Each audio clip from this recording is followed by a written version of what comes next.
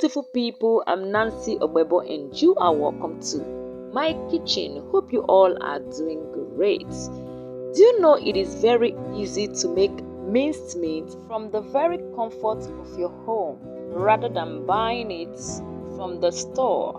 Today let's make this minced meat recipe. So without further ado, let's dive right into it. So that's my meat. I'll be using beef. You can use chicken, lamb, turkey, pork, any meat of choice. Next is to wash it properly to remove sand and dirt. Next, you remove any bone that is found in the meat. Next is to chop the meat into smaller size. Place it in the refrigerator and let it be partially freezed for about 15 to 30 minutes. It should be firm but not frozen. You can also refrigerate it before cutting it, okay? The idea behind chilling the meat is to give you a clean cut and to keep the fat from melting during chopping or blending process. Next, we'll transfer the hot beef into the blender or a food processor. So do this in small batches to make sure the blender or the food processor runs well and chop the meat evenly. The size of your blender or food processor will ultimately determine how much you can mince at a time.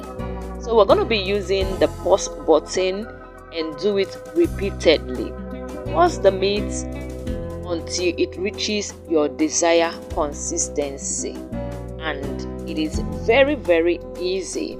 I also saw someone using grater.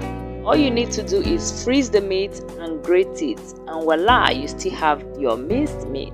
Or you can also chop it by hand, okay, but that one will take a bit longer to do. Thank you beautiful people for always coming back to watch me. I truly appreciate, and I'm not taking your love for granted, okay? So this is the consistency I'll be going for. You can go for any consistency of choice.